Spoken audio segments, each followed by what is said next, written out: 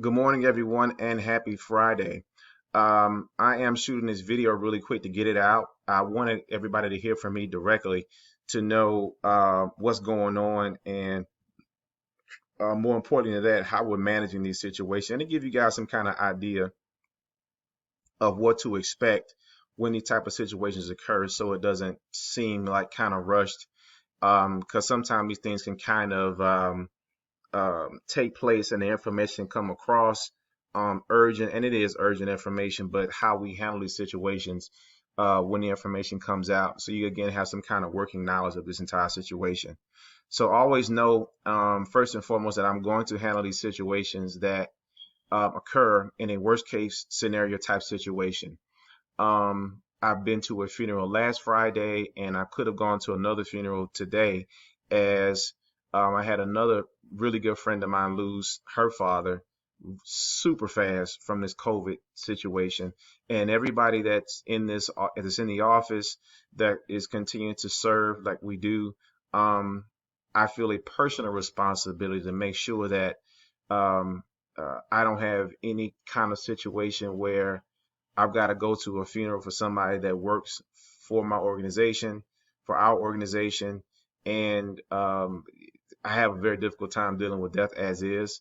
So to think that something happened or occurred on my watch is a very, very heavy burden to bear.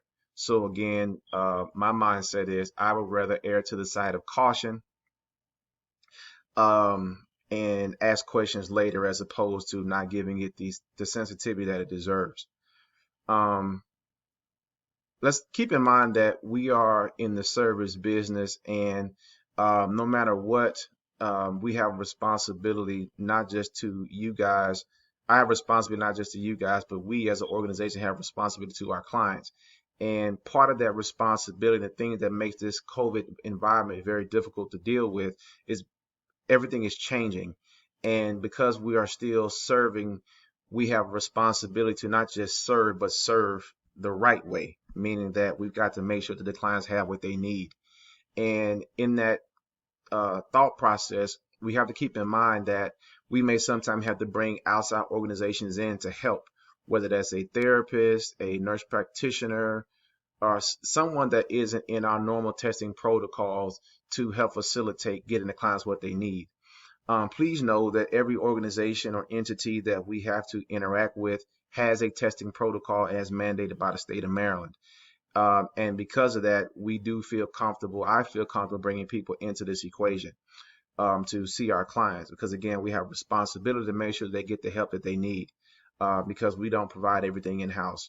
And we're working on it and we're getting there close every day, but we're not there yet. Given that these testing protocols are in place, one thing I talked about was just to make sure that they're okay with being engaged with our testing protocols. And I want to talk about the different types of situations that we have so you guys can have some perspective about today. So we've got a direct exposure and we have an indirect exposure situation because we have different operational guidelines depending upon the situation. So what a direct exposure is would be you came in contact with someone who has tested positive. For example, if I came into the office and I was positive and you came in direct contact with me, that's a direct exposure situation. An indirect exposure situation would be where I didn't have it, but my wife had it, and I found out after the fact, after you had already been in contact with me. I'm not 100% positive. I mean, it hasn't been 100% definitively made certain that I have it, but it is a strong possibility, or it has been determined that my wife has COVID. And even though I don't have it, you've been in contact with me. That's an indirect exposure situation. So when we have a direct exposure situation, especially at the office, we have to be aware that, again, I'm going to err to the side of caution. Every person that has been exposed to that person who has who has tested positive has to quarantine, and these are state guidelines as well. You have to self quarantine for the required number of days, and you cannot come back to work in the office until you have a negative test. in these type of situations, we can run the risk of the entire office being shut down. It just depends on the person who tested positive from a direct exposure perspective and the number of people that person has been in contact with. When you have an indirect exposure situation, the guidelines are a little bit different. Where, again, I don't have COVID myself, but I came in contact with somebody who had COVID, and then I came to the office and you came in contact with me. Again, I'm not positive yet. Well, I may not become positive, who knows, but I was in contact with somebody else who was positive. You've been exposed to me. In these situations, our protocol is to make sure that everybody knows that you've been in contact via an indirect exposure situation. And in that situation, is not a scenario where we're going to shut down the office, but we have to make sure that you're aware so you can basically manage and be sensitive to your current health. Because if something changes, you need to be aware that there was an indirect exposure situation. So if you start to get sick or experience symptoms, that is a possibility that you may have COVID. In either case, no matter what, because again, we never know how much worse this thing is going to get before it actually gets 100% better or we achieve herd immunity. Please make sure that you're set up to work from home.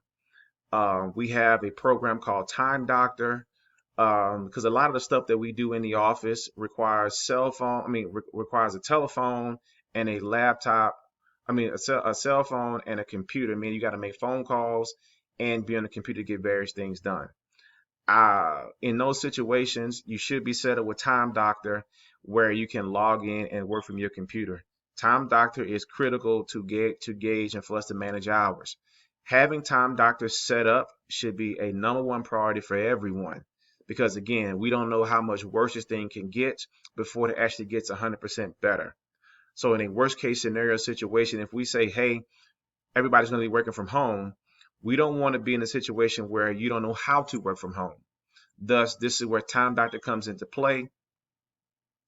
I expect you to be in contact with Mrs. Jackson by now, and not just to be in contact with her to say, hey, make sure this is installed on my computer, but that you are comfortable using it. If you're not comfortable using it, the day of payroll is not the day to say, hey, well, I couldn't use it, so I sent in hours. No, that doesn't fly.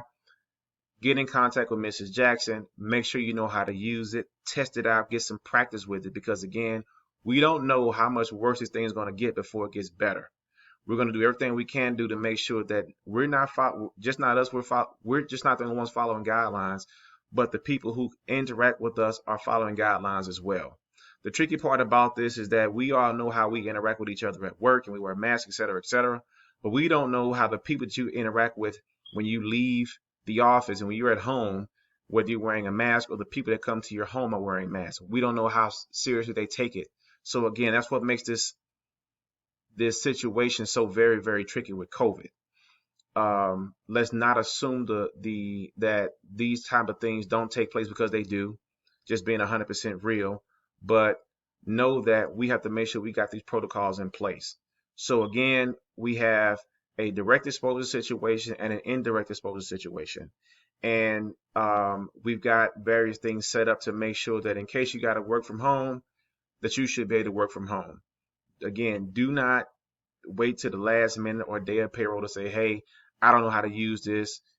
My hours aren't right, et cetera, because you will lose those hours. The situation that happened today is actually an indirect exposure situation. In the normal swing of things, in the morning, we get the message in terms of who got to get picked up, who got to be taken from point A to point B so people can get into the normal workflow. We got the phone call this morning that said that the nurse practitioner had been exposed to someone who tested positive. Now, that initial positive test by the person that she had been exposed to was a rapid test. And rapid tests have a high likelihood of sometimes actually being a false positive. Therefore, that person is going to actually get a PRC test, which is more definitive. Not only is that person getting a definitive test, but she's also going to get a definitive test as well to confirm yay or nay if she has it or not. She has a 5-day window of which her symptoms can reveal themselves, that we're going to be monitoring very closely before she comes back to the office. But in either case, we should have made sure that everybody was made aware that this is an indirect exposure situation, thus monitor your health safely and to continue to run business as usual. However, there was some confusion whether it was her that tested positive or the other person that had tested positive. So until we got clarity, I was okay with assuming a worst case scenario that the nurse practitioner herself had tested positive. To be clear, she herself has not tested positive. She has been in contact with somebody else who has tested positive, and that positive test is not definitive as of yet. So again, this is a worst case scenario situation. So what that means from here, unless we hear otherwise over the weekend, we do expect to see you at the office on Monday, and it's business as usual. So again, I wanted to take time out to shoot this video to make sure everybody was aware. I'm going to make sure that Mrs. Jackson kind of sends this out via email so people are clear of how we handle these type of situations, and we'll do our very best to make sure we get the information more clearly from the get-go, so we don't have these type of situations, but things happen. And again, I'm going to always default to a worst case scenario because your health is my responsibility. My own health is your responsibility. We have to work together to try to fight this thing and to defeat COVID. So again, I wanted to get this video out. Have a great Friday, and let's be productive.